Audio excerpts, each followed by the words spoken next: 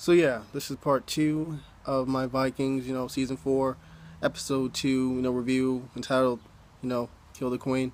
So so pretty much back to Wessex. We have King Egbert.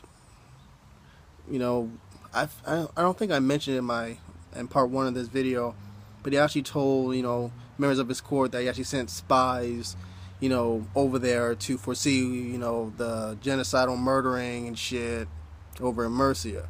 So in this scene, specific scene, we have those spies' heads being put in boxes as a warning of saying, yeah, we know who your spies were, and we just cut, off with their head, and all that shit.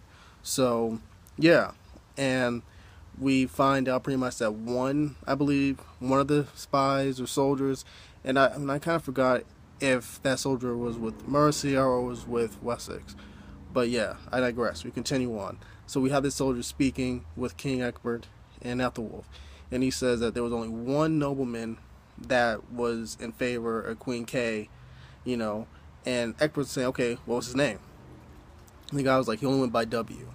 King Egbert's like, okay, all right, W. He said, do you trust this dude named W? Because I don't, just from hearing this shit. The dude's like, yeah. And Ethelwulf's like, yeah, I agree with him. And King Egbert's like, you're really willing to trust this man? And Ethelwulf's like, no one thinks, like you, father, And it was kind of interesting because King Egbert picked up on it. He's like, what does that mean? Feeling a little bit excited, because you think about it from season 2, King Egbert kind of been treating his son like shit for the most part. Sending off to battles, whatever, like, using him as like trade, whatever, banging his wife for one. I'm assuming for the past 3 to 4 years. Since there was definitely like a 3-4 year time skip following, the Battle of Paris. So, or the Siege of Paris. So yeah. So Ethelwulf agrees with the guy and he's willing to go to Mercia by this dude's, word, whatever. So King Egbert tells, son Ethelwulf, listen, if anything, regardless of what happens, dude, save Magnus, save the boy, save Ragnar's bastard son, So, yeah, he's about to leave. He tells Princess Judith, since you earned back my trust, my heart feels less, sorrowful. So he goes on his way. So we have this really interesting scene with, Queen Judith sees being her feelings, whatever, after denying a cup of wine from King Egbert. And she's saying that just because, you're the king doesn't mean you command me to go back to your bed.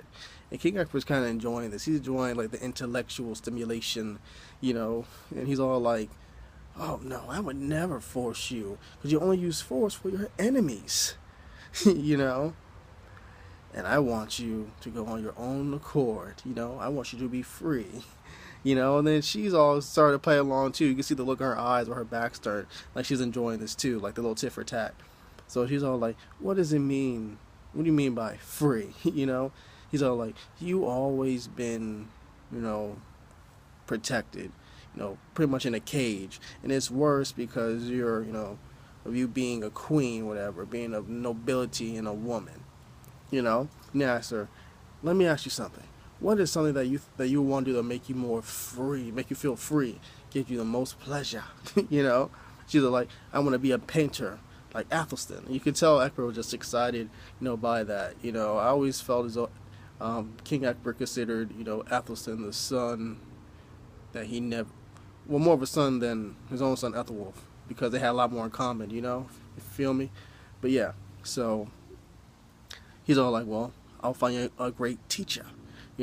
And Judith's like, that's impossible because no woman has ever been taught the sacred ways or texts, And then you have King Egbert just smiling, his little Cheshire cat smile, whatever.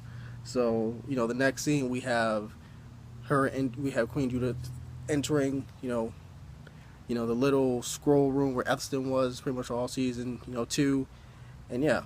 And she turns around, she sees this dude who seems to be Athelstan, but turns to be a monk from Francia named Prudentius. And she tells him that, you're supposed to be teaching me. Prudentius is like, but you're a woman, And she gives him that look like, you know what?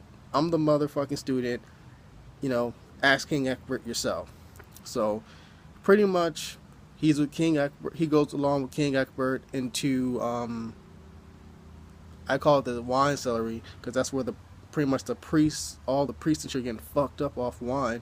You have this funny scene where Prudentius swigs a bit of the wine in his mouth and he spits it out. He's like, it's just like in Francia. And we do this in Francia, spit it out, because that prevents us from getting perpetually drunk, you know? And you have Prudentius saying to King Egbert, I don't think it's quite right for us to teach a woman the sacred workings and art. And King Egbert pretty much kind of forces the fat ass priest, to kind of use the example of Jesus. Of Jesus and the prostitute Mary Magdalene, and of how if she was allowed to touch his feet and join the Lord as one of his disciples, why is teaching a woman the sacred art so bad? So yeah, using logic. So pretty much, they go outside. They see Judith, and Judith's like, free, So, the last part of this, review is Ragnar pretty much, well, everything connects, actually, because I remember from season 2, episode 10, the season finale, Floki told a young Uber, that, pretty much, that the gods were upset with Loki, so they tied him, up against 3 sharp rocks, or amongst 3 sharp rocks, and they had venom just float on his head for all eternity. That was the most fucked up.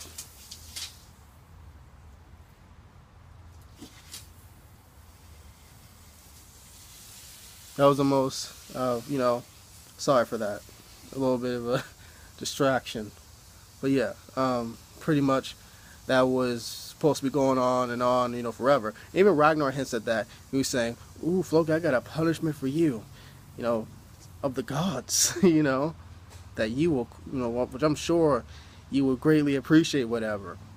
So, yeah. So we see Floki, whatever. He's tied up. And yeah, pretty much the same thing he told Uba in season 2, episode 10 happened to him. It's ironic that Uba was the one that kind of caught him and put him in that position, like everything going full circle. So yeah, besides that, you have Ragnar pretty much for the first time beating a woman. His wife, the bitch, Aslog. And he's all upset because Floki refuses to admit that he was wrong.